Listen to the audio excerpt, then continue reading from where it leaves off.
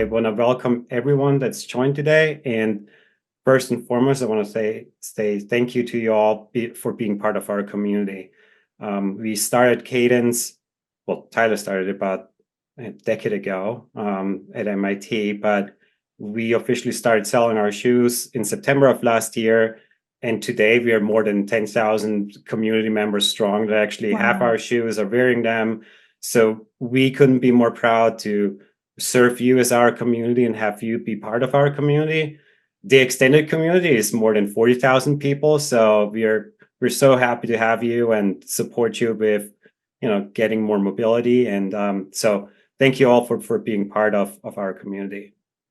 This Q&A is a little bit different. We thought and we responded to many requests of people actually wanting to hear from community members, and in our case, 2 ambassadors that we brought onto the show to hear firsthand experiences. And so we'll do this a little bit different. So I will introduce to you Ardra and Katy, and of course, Tyler here that you may or may not know. And then we'll go into a little bit of an experience share for the 2 ladies with, what they have experienced with our shoes, but in general, their stories, so you can understand where they're coming from. So with that, let's get started. Welcome everyone again. And Ardra, I want to start out with you. Why don't you tell us who you are, what you do, and a little bit of your backstory? Sure. Thank you for having me. It's great to be here. I think this is going to be a great tool. I certainly get lots of individual questions from people about the shoes, so it'll be great to have a resource to point people to. My name is Ardra Shephard. I live in Toronto, Canada. I have multiple sclerosis, which causes a bevy of symptoms, not the least of which is drop foot. I am a writer. I also host and created a television show here in Canada. It's a lifestyle series. It's a makeover show, actually, that centers people with disabilities and also adaptive fashion and beauty brands. So it's very much on my radar to be on top of what is coming, what exists out there to address the sartorial needs of the disability community. And it's very exciting to see this shoe in particular, which marries style and fashion so beautifully. So that's me in a nutshell and why I'm here. Wonderful. Thank you so much for the intro. Katy, we've recently done a little Q&A partnership spotlight. Thank you for joining that. But please refresh our community's mind on who you are and what you do. Yeah, happy to be back. Really nice to meet all of you, and nice to see so many people on this call today. So my name is Katy Gaastra, and I have cerebral palsy, left hemiplegia, so it affects my left side mainly with the way that I walk. I also, like Ardra, experience drop foot. And I've worked in the cerebral palsy nonprofit space for the last almost 4 years now. I actually ended my full-time employment last year and have since registered my community organization, Cerebral Palsy Strong, as our own nonprofit organization. So that's super exciting. We're community-led. My board members also have disabilities themselves. And we're working on creating social support and engagement opportunities for adults with CP, just because that's such a huge unmet need in our community. And also just speaking to the adaptive apparel side of things, super excited to have connected with Tyler and Johannes last year and got to try this shoe myself. And just knowing how big of a pain point shoes are for my community, cerebral palsy is lifelong. So I've grown up in and out of many, many shoes, a lot of them not very comfortable or stylish or cute. So just excited to see that there is finally an option for my community, and even sorry, I'm rambling here. No, but saw a few people in your shoes last weekend at an event I hosted in New York City. So excited to share more about that. That's so exciting. Thank you. I'm so happy to have you on the show. And last but not least, Tyler, do you want to introduce yourself really quick? Absolutely. And a little bit about the history about Cadence as well? Yeah, sure. So my name's Tyler Susko. I have been in the kind of disabilities tech space for about 15 years. I did my PhD at MIT, graduated in 2015, and I was focusing on a robotic gait machine at the time. So I built this big robot that it would interface with people um, to make walking a little bit easier. I found from those studies that it was just a whole lot easier to walk if there was no longer a floor when you were trying to swing your foot back forward. So the floor is what we need to grab traction and friction to propel us forward, but that floor gets in the way a lot of times when we're trying to get that foot back forward. So the machine at MIT was to just remove the floor completely. The floor would drop on the affected side as the leg would swing forward. And one of the people in that study said to me afterwards, it just feels so easy to walk without having to worry about clipping my foot every single step. Um, she had cerebral palsy, and she was just like, I wish I could take this machine with me when I left your lab. And that was kind of the light bulb moment that was, okay, well, how do we bring the robot into the world? And what I learned, most people are not like me. They wouldn't like to wear a robot. So the first shoes were robotic, but most people don't want to wear robots walking around. I think it would be kind of cool, but most people aren't like that. So we transitioned away from robotics, and it took many iterations to get the same feeling that we were getting with people on the MIT machine into a shoe. And the attractive part of the shoe for me was that, with a robot, I can put it in so many hospitals, it's $1 million machine, but these shoes are at a price point that just allows everyone to have access to them. And they can have them in their homes. You can use them for a variety of reasons, whether that be as an assistive device to help you move around, just make life a little bit easier. It can be a peace of mind tool if you're somebody that might scuff your foot. The foot will actually continue under your base of support rather than getting caught and causing a trip, or for rehabilitation training. So that's one of the reasons that it was developed too, is to replace or augment some of the things that are going on inside of the physical therapy sessions, and to bring that home with you so you could train at home as well. Awesome. Well, thank you so much for the intro. Thank you all again for being here. And what I want to do with the show is maybe over to you guys, Ardra and Katy. Ardra, you first. Can you share a little bit of what your MS journey was like? When did you get diagnosed? What's the journey since been? And how does MS impact your mobility? Sure. Well, I was diagnosed with MS in 2001. It is a lifelong disease. There is no cure. It's a progressive illness. So for the first many years, my gait was not impacted unless I really, really exhausted myself. But then I would say probably about 10 years ago, I started noticing that my foot was catching on the treadmill. And things got worse from there. Now I use 2 canes in the house to walk. I use a rollator walker outside of the house, and even sometimes a transport chair.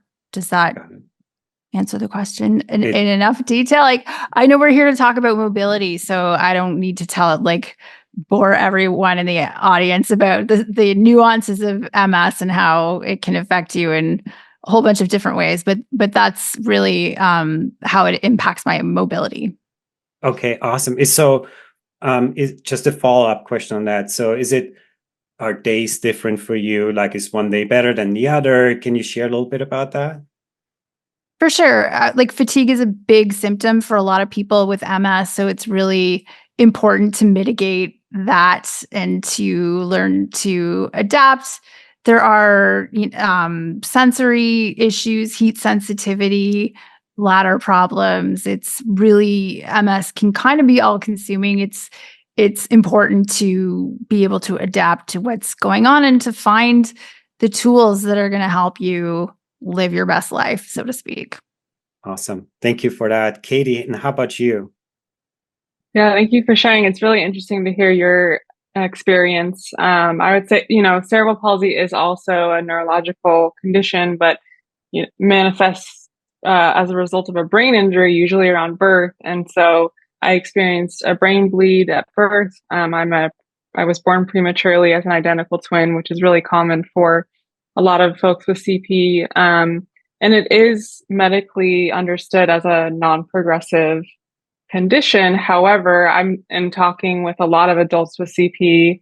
I'm in my early 30s now, and we're all kind of trying to navigate the, wear and tear effects of aging with CP. And I think trying to gauge, finding tools, assistive technology, things like that help us,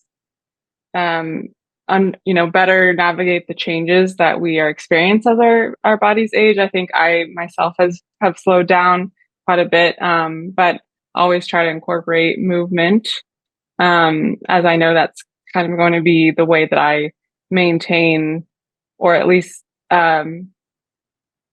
help me not lose the mobility that I have at this point in my life. Yeah, thank you for sharing that. We just saw a question here in chat, and guys, you can use the chat function to post extra questions that you haven't sent us up front. Kim is asking, she wants to hear from somebody with MS and foot drop what the first-hand experience is going to be. Ardra, I feel like that's over to you. Can you share a little bit about what your experience was? When I had to give up wearing high heels, I was really heartbroken. And I had no idea exactly how much foot drop and MS was actually going to limit the footwear that I could wear beyond high heels. I can't wear a ballet flat. I can't wear a flip flop. I couldn't wear my Doc Martens. They were too heavy. Like, there were all these other factors that went into what I could now wear with drop foot beyond heel height. And it was really, really, MS takes so much, and it might sound trivial, the impact that it has on our fashion choices. But for me, I found that really, really, really hard to take. So I know there have been some advances in adaptive footwear that have come up over the years.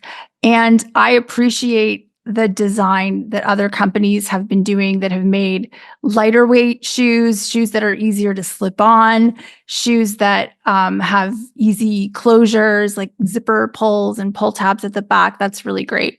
These shoes are particularly unique. And it's interesting what you were saying, Katie, about the wear and tear, because I feel like when we reinforce, and I am not any kind of medical whatever, but I'm just saying, like, I feel like when we reinforce bad or unhealthy walking habits, like hitching your hip over, that can kind of hasten maybe arthritis or these kind of wear and tear issues.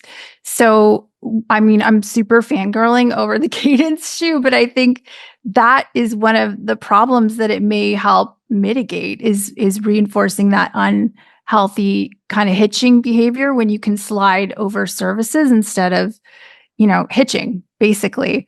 The shoes, I have to say, when I first got them, they are a little bit intimidating. And I've seen this response from other people with MS too, because I can't remember any other pair of shoes that I bought in my life that came with instructions. You think you just put it on and go. They have some height, which can be a little bit intimidating too, when you think you're going to tip over and when balance is unsteady. You might feel like you're going to slip. And so I have to say they were intimidating, but it didn't take very long at all for me to get used to them. And they don't feel weird at all now, but it is important to kind of watch the tutorial and figure it out. I don't know. Does that answer the question? It does. How do you use them now in your daily sort of routine? Do you use different kinds of shoes, or is Cadense your go-to? And of course, please, full transparency. We don't need to sell anything here. Cadense is my go-to shoe. I will say that I sized up so that, I hadn't tried them. I sized up so that I could wear them with an AFO, my ankle foot orthotic. And I often wear them with the AFO, which gives me the most support.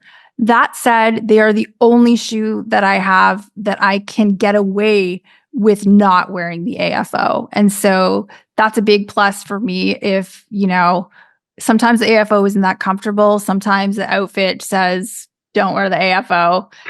They really are my go-to shoe. And I really hope that it would be a dream come true for me if this technology could be applied to like a knee-high boot or a loafer. Like, I do love this sneaker, and it is great to thank you, Jen, I think Z, maybe for making it okay to wear like a party dress and a sneaker.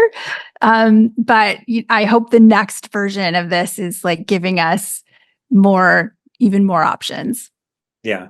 Well, I want to quickly respond to that and say that we hear that, we are a very young company with limited resources, but we hear loud and clear that you want different dress options and shoe options. So our team's working on that. We'll be launching something cool new today in the show that is an early announcement for something that you guys will have early access to next week. But we hear what the community is telling us. We take that in. We take your feedback seriously, and yeah, so super excited. We'll come out with new products. Tyler, I want you to quickly chime in here on wearing the shoe with an AFO, without it. What are sort of your thoughts on all of that? Sure. Yeah. So these shoes were made to be worn without an AFO. However, people have been telling us that they're having success wearing it with the AFOs. The thing that I always tell people is that the shoes come in a regular width and a wide width. However, you have to make sure that your AFO fits within one of those two widths. That's the most important thing. A lot of AFOs, if they're molded in carbon fiber, tend to be very, very thick. And people that are wearing those shoes will end up wearing extra wide. This is something that we're currently actually in development for. We're running a beta test right now with users that have AFOs to release that, but it takes us a long time to get these things right. So I would expect within a year we'll have that extra wide shoe that's made specifically for molded AFOs. If you wear a carbon fiber AFO or something that's very thin, it's likely that is going to be a better fit for the current shoe that we have. So a carbon fiber AFO is a good fit with the originals that we currently have on the market.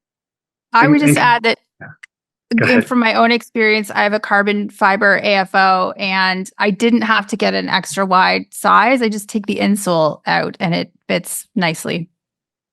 Awesome. I guess, speak to the other side of that really quickly too. Yeah.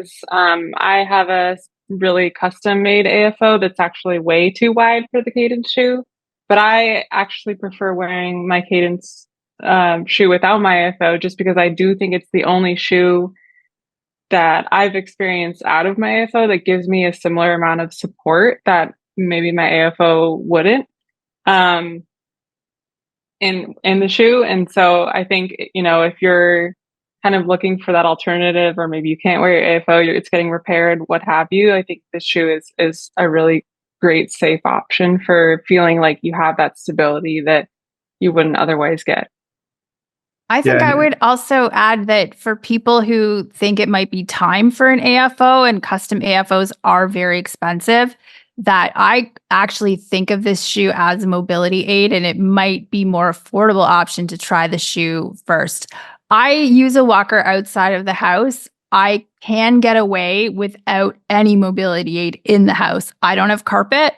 I have hardwood, and it's a very small space, but I do have significant drop foot on one side and moderate drop foot on the other. So I do think there's something really special with these shoes.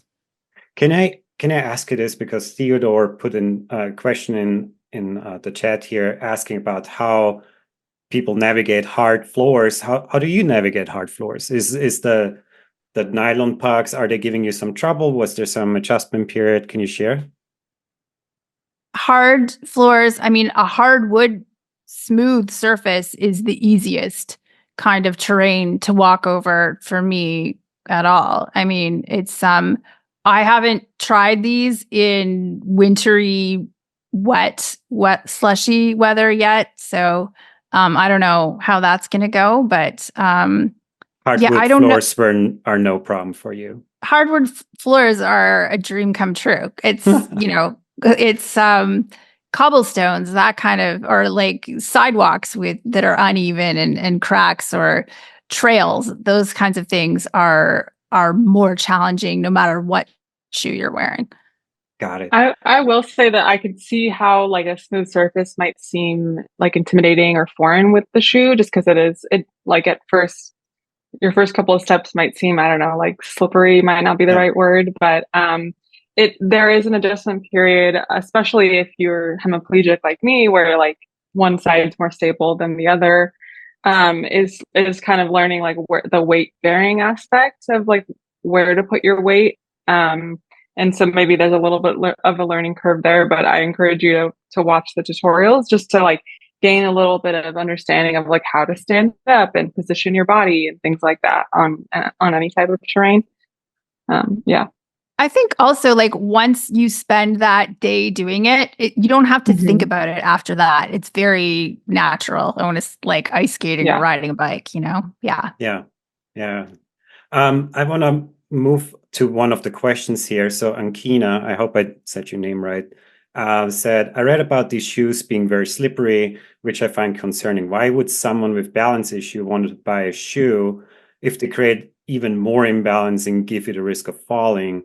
Do they run big or small? Can you return them? If so, what's the policy? Tyler, maybe this is a good moment for you to quickly explain how the shoe works, because that's sure.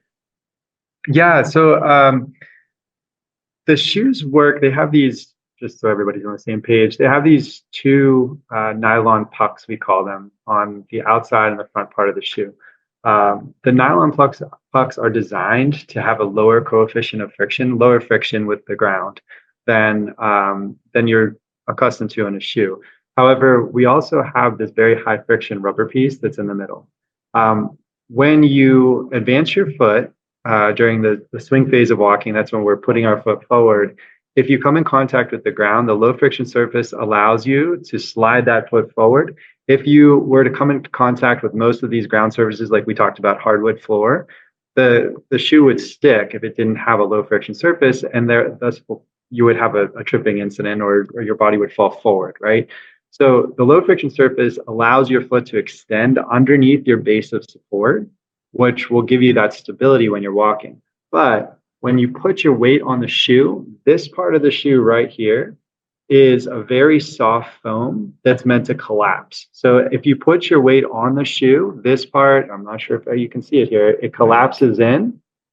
When it collapses in, your body weight is now spread on the high friction stuff. So for stance, and when we're pushing off, we get our traction.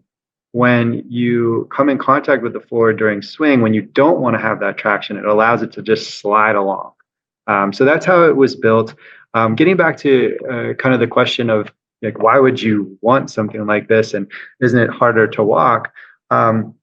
We found that 70% of the people that wear our shoes, they just get it. And it happens very much like Ardra saying, that you put it on and in a couple of minutes you're walking around. It's a little bit of it could be a different experience for you when you're getting started. That's why we made the tutorial videos.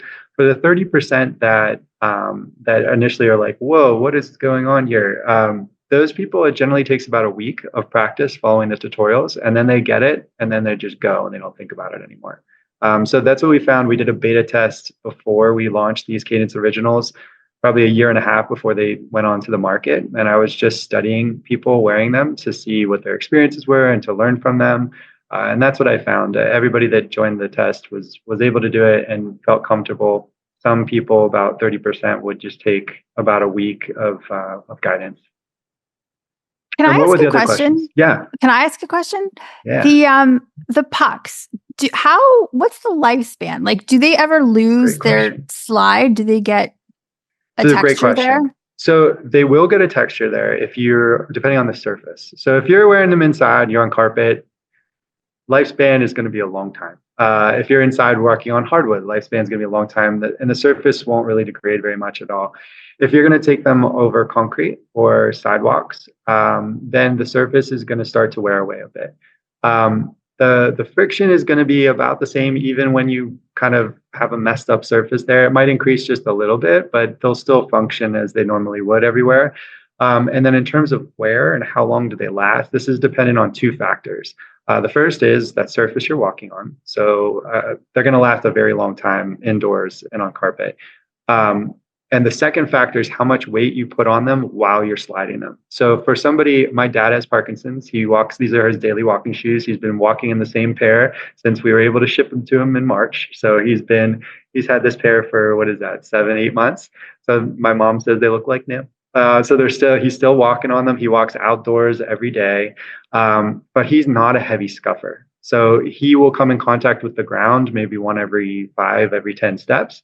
But it's just a light touch of the ground and he's going and he knows that he did it. The one cool thing about these shoes, and one of the things I was really worried about when we were doing our beta tests, I thought, they make a noise when they touch the ground. And I thought, people are going to really be off put by that.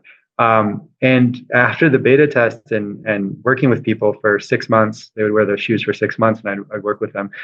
After 6 months, they're like, that's the best feature. And I'm like, why would you want that? And they said, I know when I'm scuffing the ground. Otherwise, I don't know. So not only does it help me put my foot through, but if I do scuff, I know I just scuffed. So on the next step, I know pick up your foot. So it becomes what we call a bit of an incentive. Yeah. Yeah. So the cool thing is if you heel strike first and then roll on the front, the shoes are mostly silent. You won't hear them at all. If you toe strike, and depending on the surface, you'll hear the noise as it comes in contact with the ground. So it becomes this feedback tool that also just coaches you as you're going, which is pretty cool. I definitely scuff because my right leg doesn't come up off the ground at all without assistance. So I definitely scuff. Is there a way to polish that, or am I just going to need a whole new pair of shoes? So it shouldn't really affect the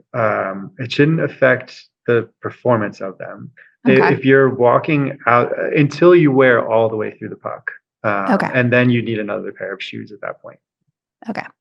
But if they're getting scuffed up, it won't really affect the performance. Good to know. Awesome. On the biofeedback and the audible feedback, Kimberly and Lori have been asking, specifically, I've watched the intro video several times. The biofeedback of clicking is telling me to lift my foot. If I'm walking correctly, should there be no sound? I think that's what you have kind of been alluding to. So if you make a heel to toe strike, that's great. Then it should be mostly quiet, correct? Yeah, it should be mostly quiet. So it depends on why you're using the shoes. I think there's really, in my mind, 3 reasons that you wear these shoes. One is an assistive device just to get around, and I think I really liked what Ardra said and Katy about. They are another option for you around the house without your AFO. So if you're sick of wearing it, you want to go around the house and you feel safe doing so, you can wear this without one. So as an assistive device, another one is for if you're training with a physical therapist, this is an ideal tool to go to your therapy sessions with. Using this device, you don't have to circumduct, get your foot out. And I think Ardra said that was the hitch of trying to get that foot around. And what that allows you to do is practice straight steps. And so if you're somebody that's trying to rehab, or you're somebody that's trying to regain control of certain movement patterns, the shoe allows you to do that by just taking advantage of the scuff, the forward movement, rather than these other compensatory motions. If you think about what this hitch is, it's a lot of reliance on those little hip muscles that are going to lift a giant leg. That's hard. So if you can rely on the shoe for a little bit of extra guidance as you're just sliding the foot forward, you can start to work on those biomechanics. And then the third reason that I see people wearing the shoes is kind of for that extra assurance that, hey, if I accidentally come in contact with the ground, I'm not going to stick and topple. So those are really the 3 reasons I see people wearing them. I don't know. Did I answer your question, Johannes? You did. Awesome. Okay. I have a question here from Carolyn. She's asking, I frequently find that I drag my foot sideways when I take a step. So that looks like or sounds like circumduction to me. Of course, we don't have a visual, so I'm interpreting here a written question. Will I still experience the benefits when that happens? I mean, I do. Yeah, I do. Certainly, if I'm very tired and that leg is very heavy, it can still happen. But the shoe is designed to help you, just the way Trevor just explained it. yeah, it's going to help you correct that. Awesome. There were a couple of questions. I know winter is upon us, not so much down here in Southern California, but other parts of the country and in Canada as well. Tyler, winter, ice, snow, what sort of undergrounds does the shoe work well on, and what is your advice for the winter months? Yeah, so in winter, of course, if you're in an area where there's snow and there's ice on the ground, I'm recommending you use boots and any mobility device that you need to make sure that you've got as much traction as possible. So I would say if it's snowing out there, don't wear these shoes, put on your boots, especially with ice and things like that. Or micro spikes, as somebody just wrote. Oh, that's Katie. Yeah, micro spikes, great. You want traction. These are not shoes to be worn when you're on icy surfaces. In rain and things like this, I would say use extra caution because the road is slippery. It would be slippery with any pair of shoes. So just take extra caution with those types of situations. Awesome. And then how about grass? Grass. So grass is going to the shoes will behave more like any other shoe. The grass might get up in there into the rubber portion in the middle of the shoe because the grass is long. So it will reduce the effectiveness of the slide. However, you will get more slide than a normal shoe, even with these ones. But what I recommend on any new surface as you're walking is test it. Test it before you go. Know what the behavior of the shoe is going to be. So we show this in one of the tutorials where we called it testing the water, where you kind of just move the shoe around on the surface and place your weight on it. And then you'll feel the behavior of this puck collapsing. You'll feel when you get the friction, you'll feel when you don't. So that goes with grass, that goes with a new surface. We talked about hardwood or new carpet or whatever. Just feel comfortable with it. And then after you've done that once, you're probably pretty good to go. Awesome. There was another question in about sizing. So the shoes generally run to the size. So pick out the size that you generally would with an athletic sneaker. Couple of other questions. When can I expect the December order in Canada to ship? I ordered a pair. What shipping do you use? What are they like outdoors? So we talked about that a little bit. So on the Canada timeline, the Vancouver port workers just strike this week. I'm not sure if you've noticed. That's where the shoes currently are. So they're pretty close to where they need to go. Our warehouse is in Toronto, so they have to make the trip over. The port strike's over. So I suspect there's a Canada post strike now also. Yeah. So that's who they will ship with. I hope they can settle all these things soon. Yeah. So my best guess at this point is that they will ship in early December. As promised, we are saying currently that Canada pre-orders will ship in December. We were very excited to ship in market. We had a little bit of a trial period where we were shipping cross-border, all kinds of hassles, including duties that you guys had to pay. So we have invested in moving inventory into Canada and are super excited to start selling up there and get you guys your shoes within the next few weeks. We'll, of course, update you on that. So yeah, we've discussed sort of the colder sort of weather. How about driving in them? Have either of you driven a car with the shoes? Totally fine if you haven't. I don't drive. I have not. Okay. I don't drive. Because of my MS, I have low vision, and so I can't speak to that. Awesome. Tyler, you'll have to speak to it. I just saw something in the comment that said I have. Somebody has no problem for me, he wrote. That's great. But I drive with them just to test. So I drive with them. I find that the way that my foot hits the pedal, if maybe my phone is the pedal, it kind of just falls inside of that pedal, and I get the sticky stuff on the pedal. So it's not a problem for me. We always do say use extra caution when driving. Just be aware that you're wearing something different on your feet. I could imagine a situation where if you weren't being careful, you kind of just put it on the edge of the pedal or something like that. It might cause a problem. But for me, I've been driving in them just to make sure that it's okay and it hasn't caused an issue. Can you quickly share and show how the shoes open? There's a question in chat, how if the shoes are easy to put on and take off. Absolutely. So one of the things that I do want to highlight is we added a finger loop. Not a lot of people know that. They just think that it's part of this tab. it's actually there for you to put your finger in and then pull it off. So this makes it really easy to get in. On this shoe, there's a couple of things that make it really easy to slide your foot in. So we have embedded inside of this upper, there's a plate that keeps this very stiff. So you can put your foot in and the rest of your foot can slide down this little slope that we put in here. The other thing that makes it easy is we made a very stiff tongue. So this tongue is made to not shove into the shoe like a normal tongue might as you put your foot in. So once you get your foot in, it's just a simple little tug here. And then you take the strap and you put it on here to your desired tightness level. And then again, when you want to take it off, just put your finger in there. And I will say that's probably my favorite aspect of the shoe is like easy to get your foot in there and your heel stays secure. I think it takes for me, I had to kind of really get my foot in there, but once it was in, it was in. And for people with CP, that's a huge deal. Just having like a deeper, I don't know, footbed. I don't know what the terminology is, but and then just being able to secure it to your custom tightness is really great, and especially for people with hand mobility issues, not tying your shoe and not having any weird pressure points on the laces. Just lots of good to come from that.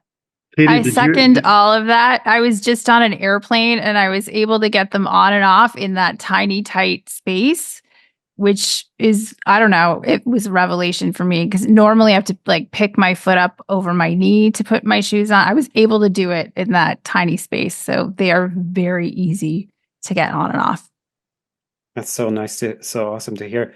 Tyler, can you do me a favor and take the insole out and show that real quick? And also discuss the arch support of the shoe?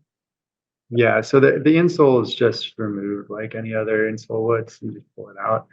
Which is kind of cool for anybody with neuropathy or anyone that wants to use a custom insole for that. Yeah, so you take this insole out and then you just put in the insole that you want in there. Yep. And the arch support? The arch support, this is just standard to a running shoe. If you've ever worn standard running shoe, it's going to feel very similar to that. They're made to feel like a running shoe. So if you need something extra that you wouldn't find in a normal shoe, like arch support insert, our shoes are compatible with that. Awesome. I see one question here about can I buy them and have them sent to England? So we're not quite there yet. I asked for a little bit of patience. We just rolled out in Canada. We are planning to roll out in Europe and the UK in the first half of next year. So rather than dealing with the fuss of having to send stuff across the pond, let us do our homework and make sure we get our proper setup like we did here in the US and Canada, also over in Europe and the UK. So I'd like to ask for a little bit of patience there. So one more question. Can you return the shoes if they're not working for you, Tyler? Yeah, so absolutely. There's a 30-day money-back guarantee. So we recommend that people try them. But when you're first trying them, please try to use them on carpet to make sure that they're the right size and so that you don't mark them up too bad. So it's 30-day money-back guarantee as long as the shoes come back in reasonable condition. Awesome. Denise asks, I have neuropathy as a result of chemo. Hope you're feeling better, Denise. I purchased the shoes because I hoped it would help with the numbness, tingling, and subsequent balance issues. Was I correct? I have not worn the shoes yet because I'm having a problem walking heel to toe. Tyler. Yeah, so sorry. I'm sorry. I missed the part of the question you wanted me to respond to. Oh, so she's asking about numbness, tingling, and subsequent balance issues. Okay. And she's afraid she hasn't worn them yet because she's worried about she has a problem walking heel to toe. Okay. Yeah. So if you have the problem walking heel to toe, that's what the shoes are really made for. So they're made so that you can slide forward if you can't walk heel to toe. So what I would recommend for you getting started with these once you resume your walking program is to start with these shoes and follow our tutorials. Our tutorials go through it. What I like to suggest to a lot of people is to start by sliding your feet, both feet, the same, sliding both, even an unaffected side. If there's an unaffected side, slide both of them to get the feeling of it. Once you start doing that, taking smaller steps, start to take longer steps. But in terms of not being able to feel it, that's another reason why the biofeedback might be really great for you. So if you're on a hard surface, you'll hear the foot moving. So that can give you some feedback while you're walking as well. Awesome. So another question here. I'm right side hemiplegic. Trying to stand up from a chair on tile floor is difficult because the foot wants to slide forward. Can you give a little bit of advice there, Tyler? Okay, so two solutions. One solution would be that you ensure that your weight is pressed down on the shoe firmly before you stand up. So getting that foot underneath your body before you stand up is our number one advice for this. You'll notice that on the back of the shoe, this is just a standard foam. This will have more friction than the front, so you could try to load the back of your foot. The other alternative is load the front of your foot. Just make sure you have pressure on it. As soon as you press on this front, you're going to get the friction. So you need to push down on it, and then you can stand up.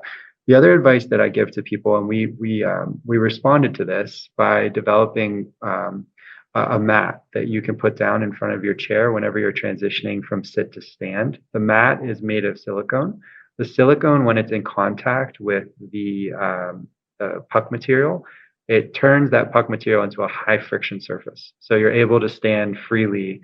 So what we'd recommend doing, if this is something that's troubling for you, is to put that mat in front of you, in front of your favorite chair that you usually go from sit to stand, or get a couple and put them wherever you usually transition from sit to stand. Awesome. Katy and Ardra, have you had to clean your shoes? If so, how did you do it? And then I'm going to say what our official stance on that is, but I'll let you two talk about that first. This is the biggest pain point for me because I have the white shoes and I do scuff them. And so, yeah, I don't know the brand name of those like sneaker cleaner things.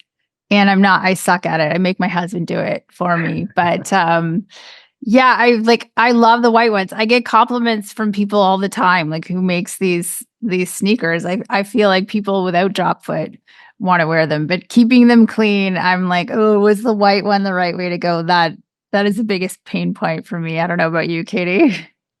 Yeah, I mean, I would just clean them like any other shoe, like good, like warm washcloth, a little bit of soap, nothing too crazy, and a little scrubbing, and like it clean, like at least the sorry, my shoe's right here, so I'm just looking at it, but the bottom part cleaned off pretty well for me. I've been very tempted to put them in the washing machine, but I have not yet. We don't recommend doing it. Yeah. Just for delamination purposes. There's glue that keeps the components together, so it's not recommended. So spot cleaning is the way to go. Tyler, anything you want to add there? Yeah, I agree. I agree. For these shoes, I would keep them out of the dryer and the washer and washing machine, specifically because of those adhesives that are used to keep everything together. You wouldn't want them to start popping off. So we do recommend there's shoe cleaning kits out there. As Katy said, just some dish soap and a towel. We're going to start developing our own shoe cleaning kit that we can guarantee cleans our shoes well and doesn't discolor them. But that's probably 6 months out or so. That's exciting. 6 months. That's not bad. Yeah. We just want to make sure that we have a cleaner that we can kind of stand behind and say this works for all of our shoes specifically. It's not going to damage them, and it's also going to get the dirt off. So we're working on it. Yeah. So awesome. Alternatively, and I see a question in there, can the white part of the black shoes be dyed black? Yes, it can. So this leads. So this is our newest edition. A lot of you guys have been asking for an all black shoe that can be a little bit dressier, that you can take to the office. So we've listened to you guys. This is coming out. I know it looks a little reddish on my camera. Very exciting. But that should be easier to clean because you don't have dirt's not going to show as much. And we're super excited to be launching this. It will, anyone on this call and anyone that's part of our community will get early access. We have about 500 units in women's and men's for pre-order. They're going to ship in late February, early March. It's really a dressier option. While, you can take, like I said, you can take it to the office, to any sort of formal occasion, because it, goes very nicely with a dress or dress pants and so on and so forth. So all of that, anyone that signed up to our emails, you'll get early access to the pre-sale that's going to start on Monday. So you get an email from us. Make sure you sign up for the early access, and then the sale starts on Thursday of next week. So we're super excited for that.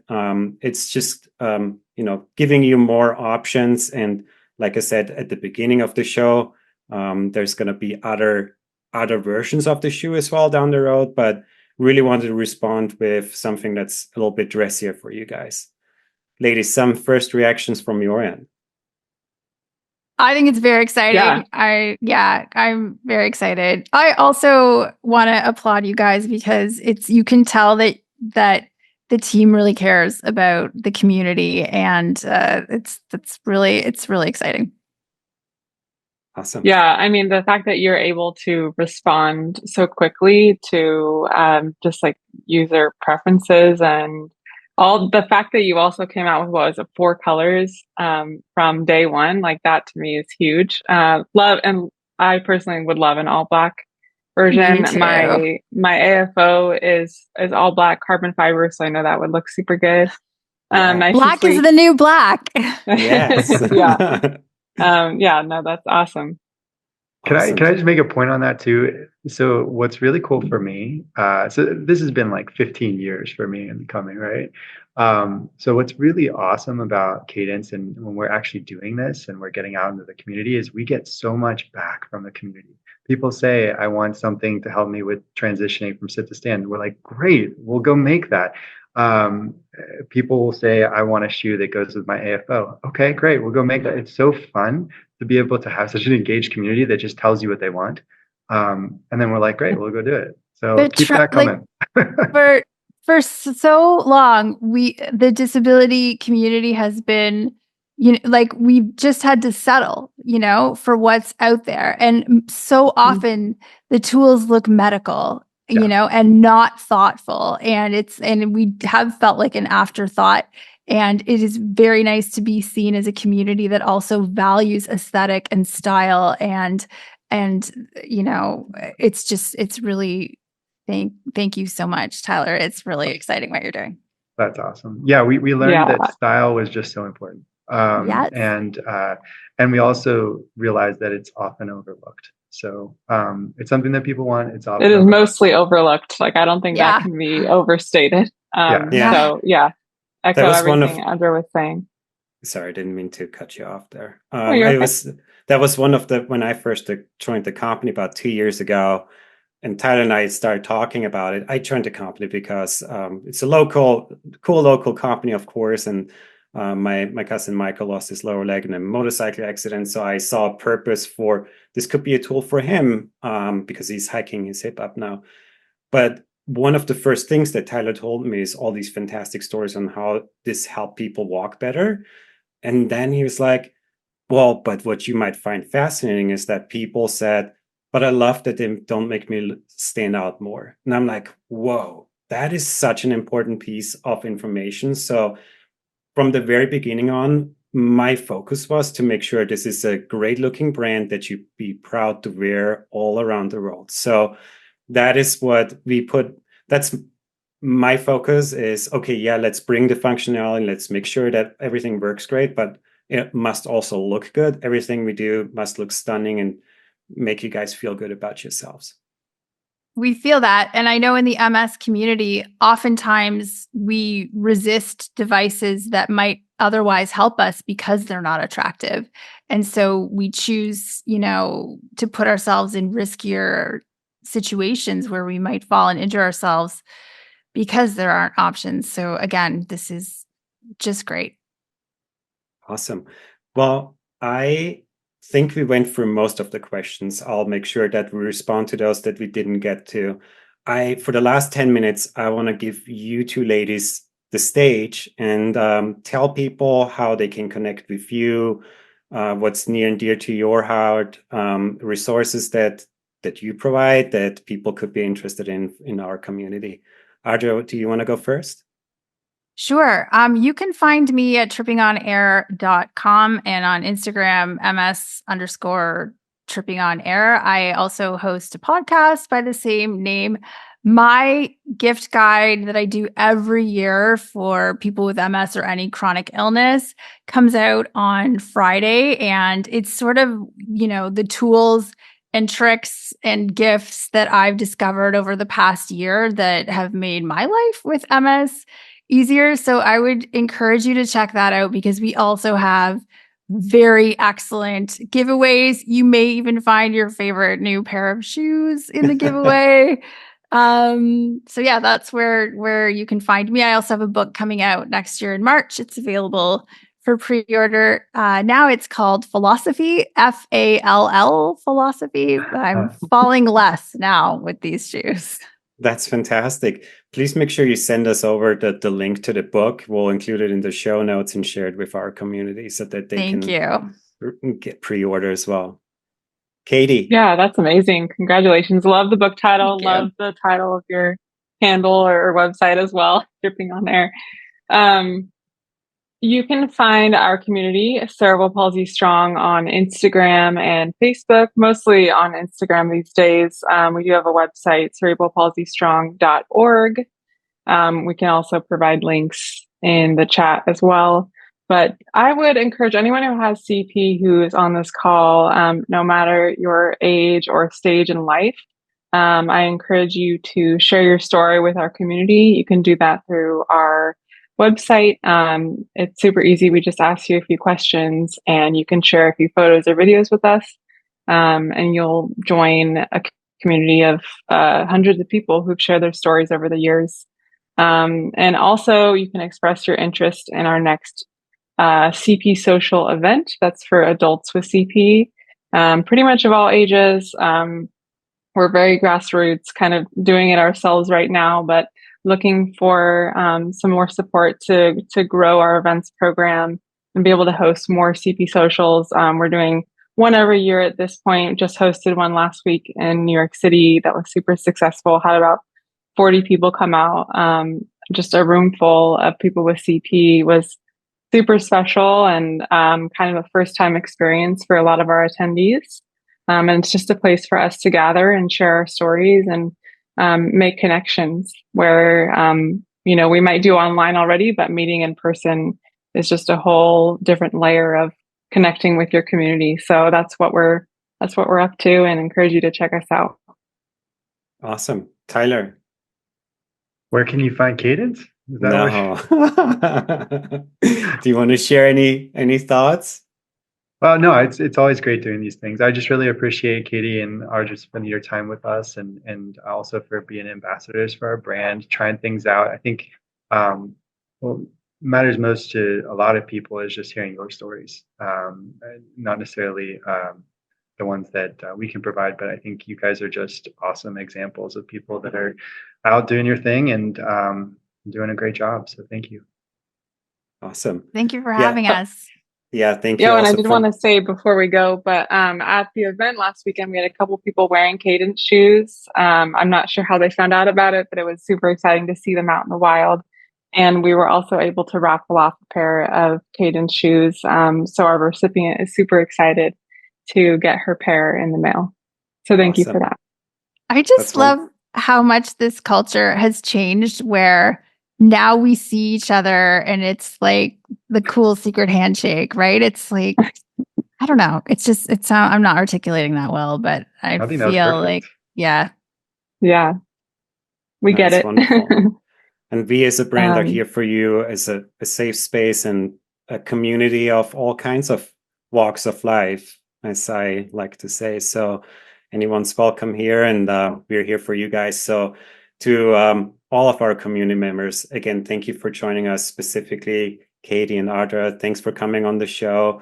I wish you all happiest of holidays, and we'll keep you posted on anything that we'll do, and we'll host a few more of these community Q&As in the future. But that's it for today. Thank you very much, everyone, and have a wonderful day. Thank you. Thank you. Bye.